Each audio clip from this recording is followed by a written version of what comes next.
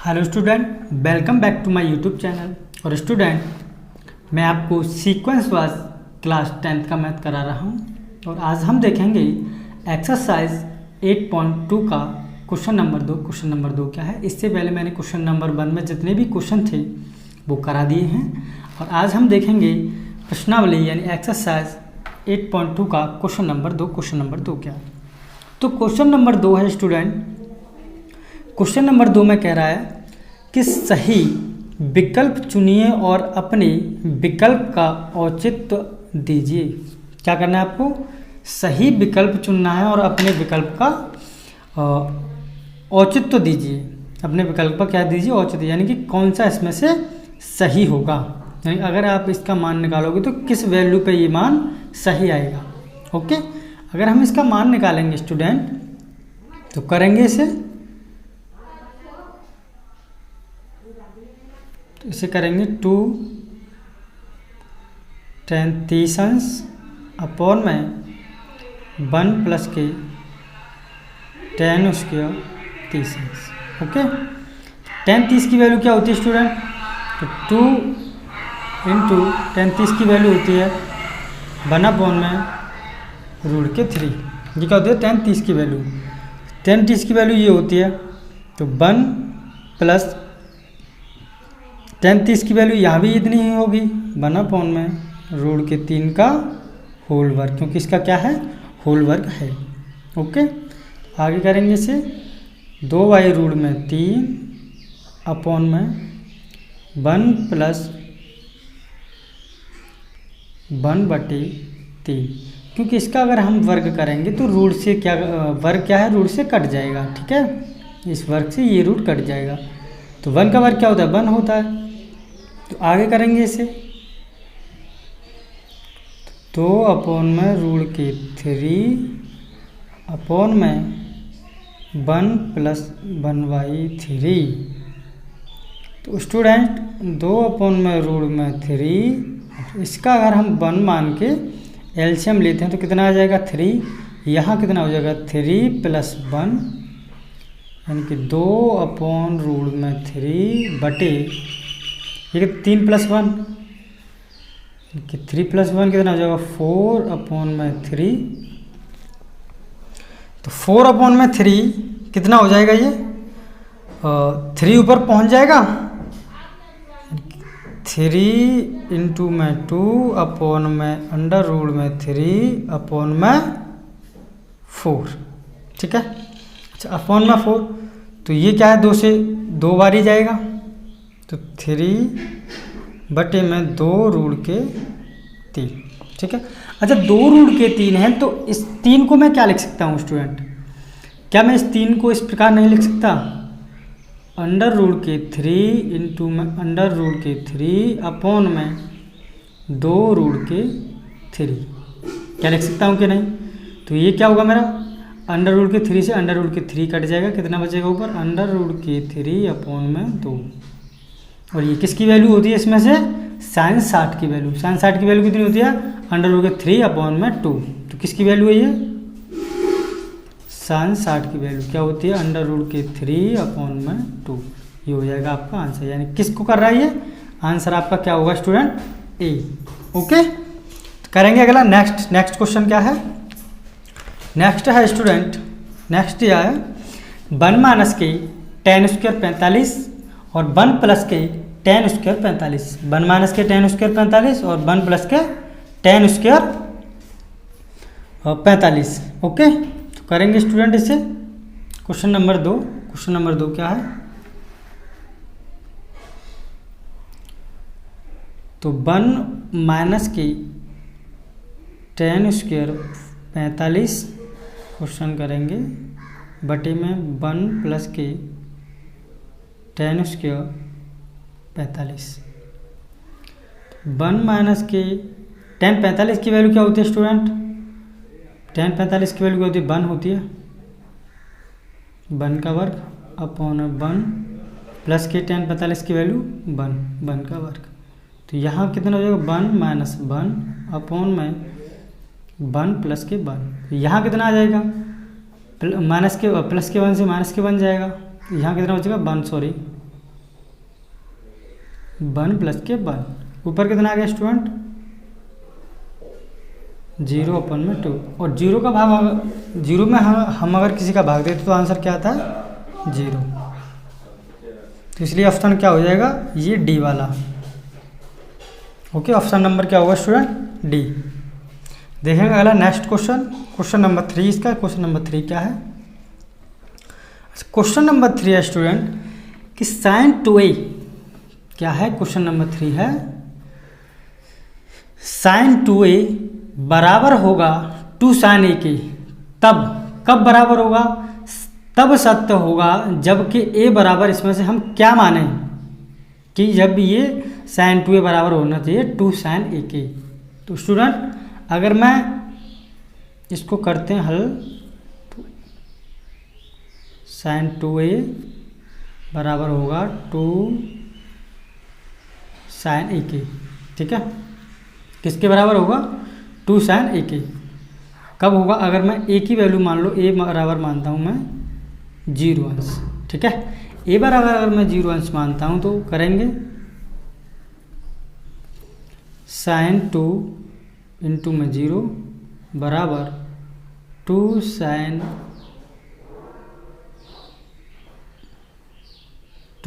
और इंटू में 0। अगर मैं 0 का मल्टीप्लाई किसी में भी करूँ तो आंसर क्या आएगा 0।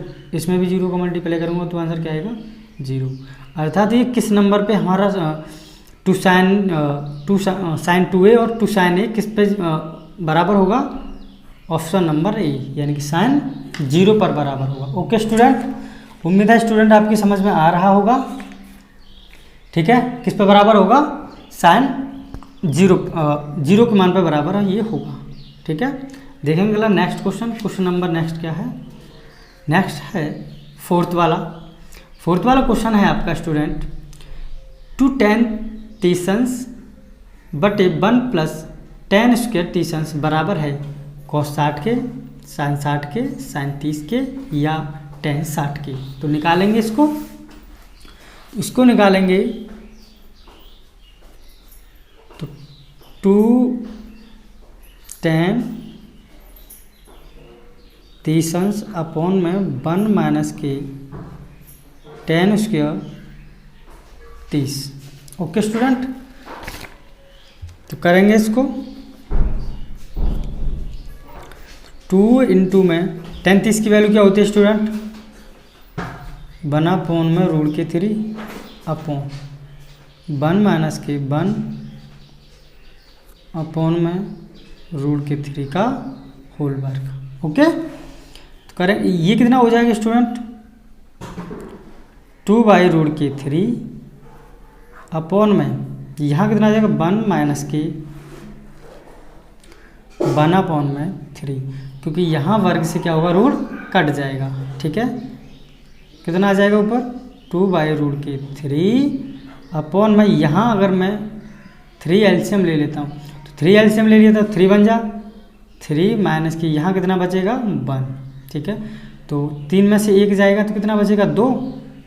तो यहाँ करेंगे 2/√3 बटे में 2/3 सिर्फ। ठीक है, तो ये कहाँ पहुँच जाएगा इसके ऊपर, और बीच वाला कहाँ पहुँच जाएगा यहाँ। 2 इंटू में 3 अपॉन में √3 इंटू में 2। ठीक है, हाँ कहाँ पहुँच जाएगा 3 कहाँ पहुँच जाएगा 2 के ऊपर, और यहाँ कितना पहुँच जाएगा बीच वाला, तो 2 से तो 2 कट जाएगा, नहीं कितना बचेगा ऊपर 3/√3। ठीक है, यही बचेगा 3/√3। अब क्या कर सकते हैं हम इसे स्टूडेंट, क्या मैं इस 3 को इस प्रकार नहीं लिख सकता हूँ √3 इंटू √3। अगर इस प्रकार लिखूँगा तो यही तो आएगा, इसका मल्टीप्लाई करेंगे तो बटे में क्या है √3। तो √3 से √3 कट जाएगा, बचा कितना यहाँ बचा √3। तो स्टूडेंट आप बता सकते हो कि √3 इसमें से किसका आंसर हो सकता है। तो उम्मीद है स्टूडेंट आपको पता होगा। तो tan 60 का मान क्या होता है? अरे tan 60 का मान क्या होता है √3 तो होता है।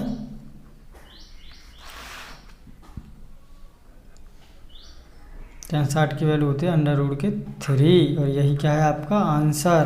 क्या हो जाएगा स्टूडेंट आपका आंसर? सी। ठीक है, उम्मीद है स्टूडेंट आपकी समझ में आ रहा होगा।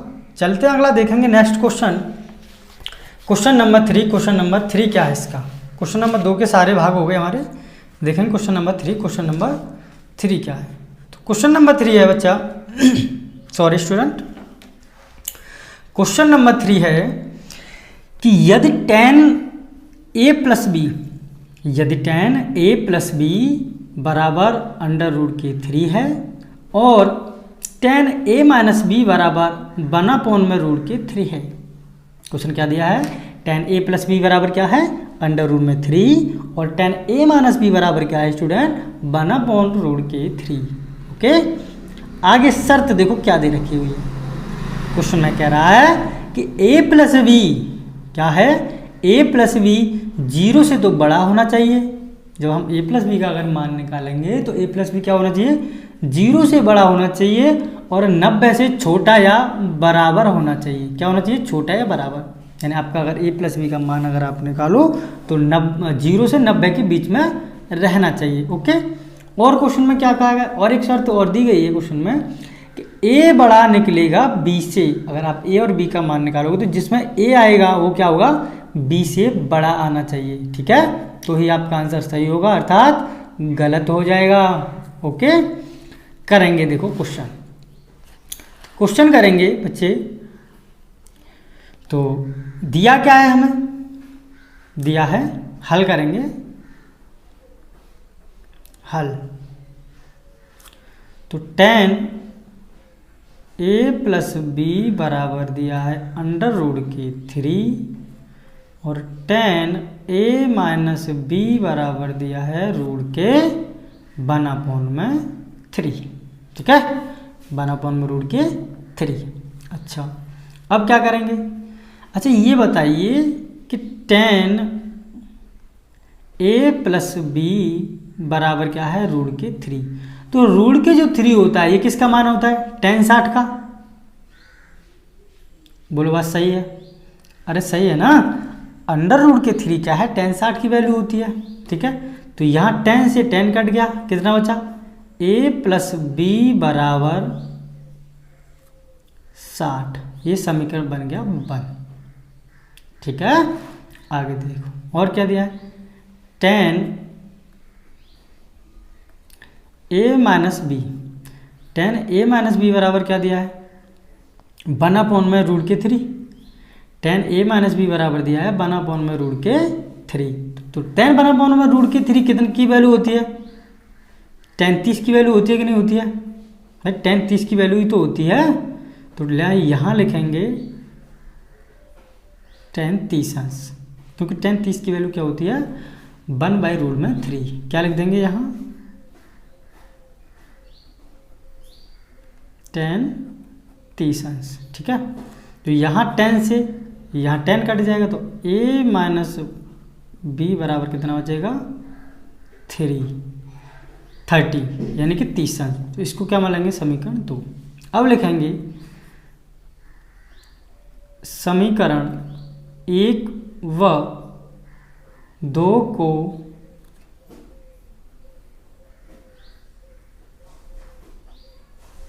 जोड़ने पर। ठीक है, तो a प्लस बी बराबर 60 अंश और a माइनस बी बराबर 30 अंश। अगर इसको जोड़ेंगे तो b से तो b कट जाएगा, यहाँ कितना बचा? 2a बराबर 90। तो a की वैल्यू निकालेंगे तो 90/2, यानी कि a बराबर कितना आ जाएगा? 45। कितना आ जाएगा स्टूडेंट? a बराबर 45। अब a का मान समीकरण 1 में रखने पर, समीकरण 1 क्या है स्टूडेंट? तो समीकरण 1 था हमारा a प्लस बी बराबर 60। तो a की वैल्यू कितनी है? 45। 45 प्लस बी बराबर 60, तो b की वैल्यू निकालेंगे तो b बराबर 60 माइनस के 45, तो b की वैल्यू कितनी आ जाएगी स्टूडेंट, 60 माइनस के 45 बराबर 15, क्या आ जाएगी 15। और यही क्या है आपका आंसर। ए और बी के मान ही तो पूछे थे, ए का मान क्या है 45, बी का मान क्या है 15। और देखो मैंने क्या कहा था, आपने क्वेश्चन में कहा था कि ए प्लस बी का मान क्या आना चाहिए, 90 से छोटा या बराबर आना चाहिए। अगर अब मैं 90 और इसको ए प्लस बी को जोड़ूंगा तो कितना आ जाएगा 45 ये और 15 ये, कितना बैठेगा 60 आ जाएगा ना। तो 45 से कम आ रहा है कि नहीं आ रहा है। और देखो दूसरी शर्त क्या थी कि ए जो है बड़ा होना चाहिए बी से, ये क्या होना चाहिए, ये ए बड़ा होना चाहिए इस बी से, ठीक है, इस बी से ये ए बड़ा होना चाहिए। तो क्या ए बड़ा नहीं आ रहा, देखो क्या ए है वो बड़ा नहीं आ रहा 45। तो उम्मीद है स्टूडेंट आपकी समझ में आ रहा होगा। ये हो गया आपका आंसर। चलते हैं देखेंगे अगला next question, question number 4। Question number 4 क्या है, ठीक है, हाँ क्वेश्चन नंबर 4 देखेंगे स्टूडेंट। क्वेश्चन नंबर 4 क्या है, तो क्वेश्चन नंबर 4 है, क्वेश्चन नंबर 4 में तो बहुत कुछ दिया गया है स्टूडेंट। हाँ क्वेश्चन नंबर 4 कह रहा है कि बताइए कि निम्नलिखित में कौन कौन सत्य है, बताइए कि निम्नलिखित में कौन कौन सत्य है या असत्य है, कारण सहित अपने उत्तर की पुष्टि कीजिए। यानी आपको अगर आंसर बताना है तो आंसर उसमें कारण भी दिया हुआ होना चाहिए कि किस प्रकार ये असत्य है और किस प्रकार ये सत्य है। बोलो बात सही है, ठीक है। चल आगे चलते देखेंगे क्वेश्चन। क्वेश्चन नंबर इसका मैं आपको कराऊंगा 1, ये वाला क्वेश्चन लेंगे। तो ये वाला क्वेश्चन लेंगे हम, तो करेंगे ये वाला क्वेश्चन। क्वेश्चन दिया है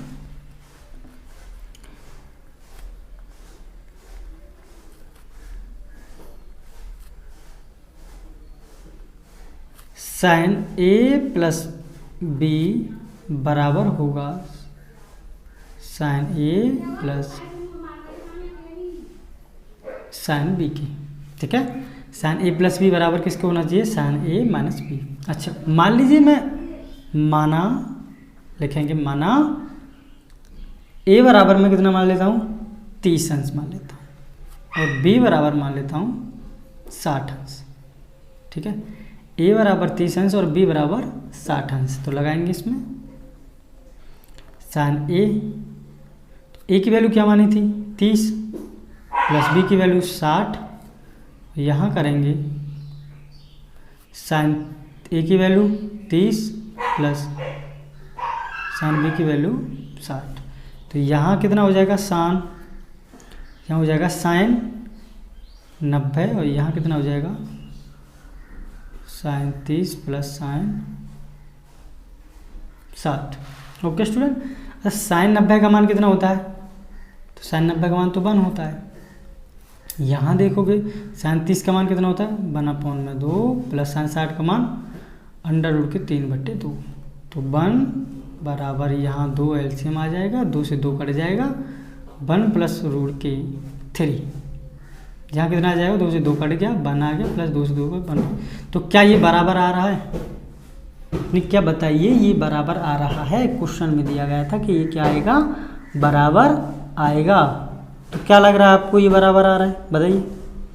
तो ये बराबर नहीं आ रहा है, अर्थात लिखेंगे sine a plus b it's not equal to sine a plus sine b की। ये क्या हो जाएगा आपका आंसर, ठीक है स्टूडेंट। यानी कि बराबर नहीं आता है, ये कथन क्या है, अतः कथन असत्य है, असत्य है, ठीक है। देखेंगे वाला नेक्स्ट क्या कह रहा है, नेक्स्ट कह रहा है स्टूडेंट कि यदि थीटा में वृद्धि होने के साथ, नेक्स्ट कह रहा है कि थीटा में वृद्धि होने के साथ साइन थीटा के मान में भी वृद्धि होती है। क्या कह रहा है, यदि थीटा में वृद्धि होने के साथ साइन थीटा के मान में भी वृद्धि होती है। क्वेश्चन कह रहा है दूसरा ये, तो देखेंगे क्या सच में वृद्धि होती है। क्वेश्चन कह रहा है थीटा में वृद्धि होने के साथ साइन थीटा के मान में भी वृद्धि होती है। देखेंगे क्या ये सत्य है या असत्य है। अगर मान लो माना, लिखेंगे माना। अच्छा, माना लिखेंगे मैं थीटा बराबर 0 ले लूँगा, 0 लेके देखूँगा, 30 लेता हूँ, 45 अंश लेता हूँ, 60 अंश लेता हूँ तथा 90 अंश लेता हूँ। ठीक है। अरे थीटा बराबर मैं क्या क्या लेता हूँ, थीटा बराबर मैं 0 अंश, 30 अंश, 45 अंश, 60 अंश तथा 90 अंश लेता हूँ। तो यहाँ निकालेंगे साइन थीटा बराबर, अगर मैं 0 लेता हूँ, साइन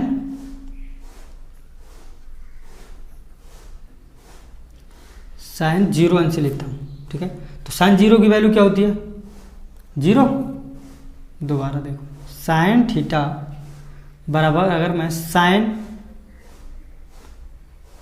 30 अंश लेता हूँ तो इसकी वैल्यू क्या होती है, 1/2। अगर मैं साइन थीटा बराबर साइन 45 लेता हूँ तो इसकी वैल्यू क्या होती है 45 अंश की, 1/√2। ठीक है।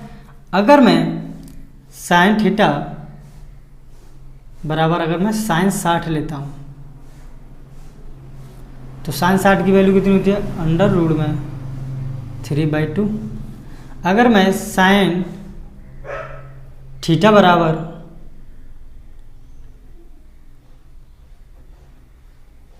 साइन 90 अंश लेता हूँ, कितना लेता हूँ, साइन 90 अंश, तो 90 अंश की वैल्यू क्या आती है, 1। तो क्या आपको ये बढ़ता नज़र नहीं आ रहा है, 0 फिर आधा, 0 1/2, 1/√2, √3/2, फिर 1, क्या बढ़ रहा है कि नहीं बढ़ रहा है? तो क्या है, थीटा का मान बढ़ने पर साइन थीटा के मान में भी वृद्धि संभव है। तो लिखेंगे थीटा का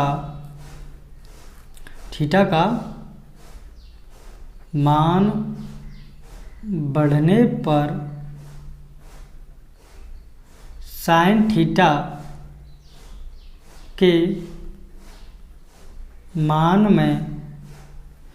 के मान में भी वृद्धि क्या है, संभव है।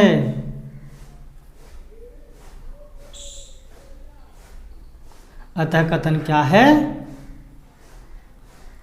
अतः कथन सत्य है, अतः कथन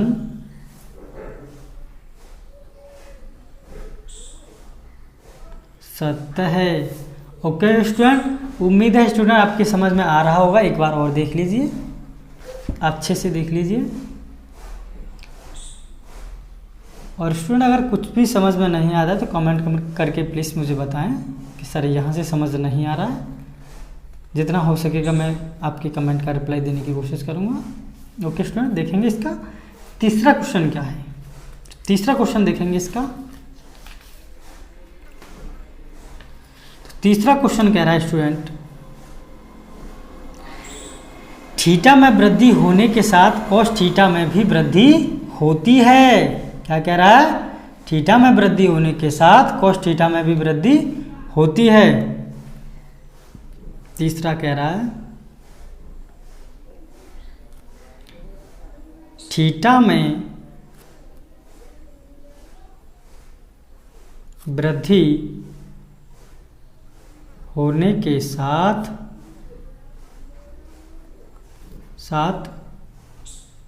कॉस थीटा में भी वृद्धि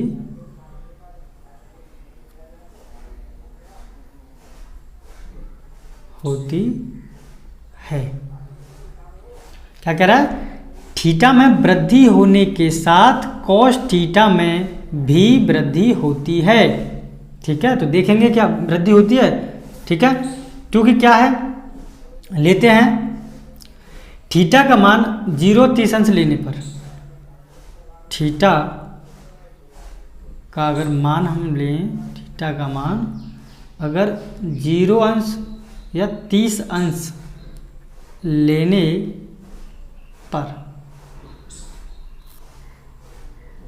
थीटा का मान 0 या 30 अंश लेने पर देखेंगे क्या आएगा। अगर कॉस थीटा, थीटा बराबर अगर मैं कॉस 0 रखूं, क्या है यहाँ स्टूडेंट, कॉस 0 है। ओके, यहाँ कॉस थीटा है, यहाँ क्या है कॉस 0, कॉस 0। तो कॉस 0 का मान कितना होता है? कॉस 0 अंश का मान क्या होता है स्टूडेंट? 0 ही तो होता है ना। कॉस 0 अंश का मान क्या होता है? 0 होता है। ओके, अच्छा, कॉस थीटा बराबर अगर मैं कॉस 30 अंश लेता हूँ तो, ठीक है, कितना लेता हूँ? कॉस 30 अंश। तो कॉस 30 की वैल्यू, 30 अंश की वैल्यू क्या होती है? √3/2। क्या आपको इसमें कुछ नज़र आ रहा है स्टूडेंट? यहाँ थीटा का मान लेने पर, बढ़ाने पर कॉस थीटा के मान में क्या आ रही है? कमी आ रही है। आ रही है कि नहीं आ रही है? थीटा का मान बढ़ाने पर कॉस थीटा के मान में कमी आ रही है। यहाँ लिखेंगे, यहाँ थीटा का मान बढ़ाने पर कॉस थीटा के मान में कमी होती है, कमी होती है। ओके स्टूडेंट, क्या होती है? कमी होती है। अतः दिया गया कथन, अतः दिया गया कथन असत्य है। क्या है स्टूडेंट? असत्य है। तो ये हो जाएगा आपका आंसर। और देख लीजिए एक बार, अगर स्टूडेंट समझ में नहीं आ रहा तो और देख लीजिए एक बार। तो ओके स्टूडेंट, चलते अगला करेंगे इसका नेक्स्ट क्वेश्चन। नेक्स्ट क्या है? नेक्स्ट है स्टूडेंट इसका, नेक्स्ट देखेंगे। नेक्स्ट है थीटा के सभी मानों पर साइन थीटा और कॉस थीटा बराबर होते हैं। देख लो, ये तो आप वैसे देखते ही बता दोगे क्या क्वेश्चन सही कह रहा है या गलत कह रहा है। ओके, तो देखेंगे थीटा के सभी मानों पर कॉस थीटा और साइन थीटा क्या होते हैं? बराबर होते हैं। तो ये तो वैसे ही ऐसा तो दिख रहा है। देखो जैसे क्वेश्चन है,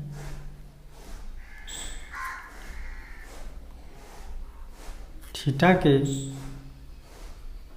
सभी मानों पर साइन थीटा बराबर कॉस थीटा। ठीक है, अगर मैं साइन, चलो मान लो कि अगर मैं माना, चलो पहले यहाँ माना लिखते हैं, माना अगर मैं थीटा बराबर 60 अंश लेता हूँ, 60 अंश लेने पर, थीटा बराबर क्या है? 60 अंश लेने पर, तो साइन थीटा बराबर कितना होना चाहिए? Cos theta. हमें ये ज्ञात है, यानी दिया हुआ है। ठीक है, तो अगर साइन 60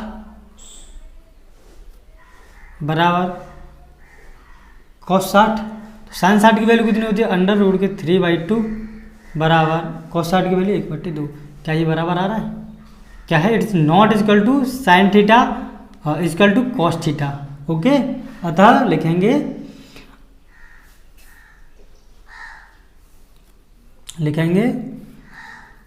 थीटा के सभी मानों पर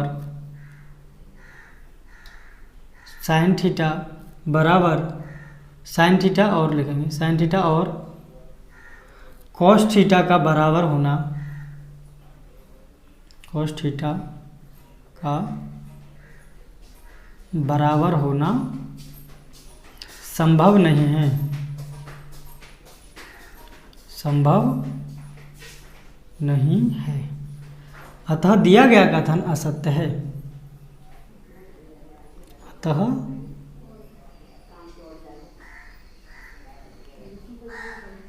दिया गया कथन असत्य है। ये हो जाएगा आपका आंसर। ओके स्टूडेंट, देखेंगे अगला नेक्स्ट क्वेश्चन। नेक्स्ट क्या कह रहा है? नेक्स्ट में कह रहा है a बराबर 0 पर कॉट a परिभाषित नहीं है।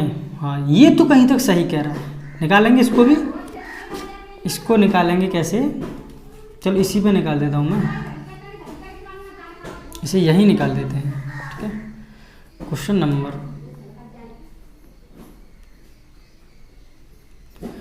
a बराबर 0 अंश पर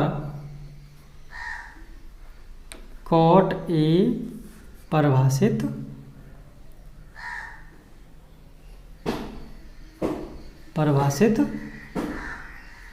नहीं है। ठीक है, तो क्या करेंगे यहाँ? चूंकि a बराबर कितना दे रखा है हमें? 0 अंश, तो कॉट a बराबर कॉट 0 अंश। तो कॉट 0 अंश की वैल्यू क्या होती है? अरे अनंत होती है ना। क्या होगा? अनंत होती है कि नहीं होती है? तो क्या ये परिभाषित नहीं है? क्या है? परिभाषित नहीं है। अतः दिया गया कथन लिखेंगे, यहां लिखेंगे अतः दिया गया कथन सत्य है। क्या है बच्चों? दिया गया कथन सत्य है। ये हो जाएगा आपका आंसर। ओके स्टूडेंट, यहीं पे क्या होता है आपकी प्रश्नावली यहाँ 8 पॉइंट तो ख़त्म होती है। तो स्टूडेंट, अगर मेरा ये पढ़ाया हुआ आपको पसंद आता है तो मेरे चैनल को जैसे जैसे बच्चों शेयर करो, लाइक करो एंड सब्सक्राइब करो। ओके स्टूडेंट, फिर मिलता हूँ अगली नेक्स्ट वीडियो में एक्सरसाइज 8.3 के साथ। तो देखेंगे अगली, तब तक के लिए अपना ख्याल रखिए। ओके स्टूडेंट, फिर मिलेंगे अगली नेक्स्ट वीडियो में।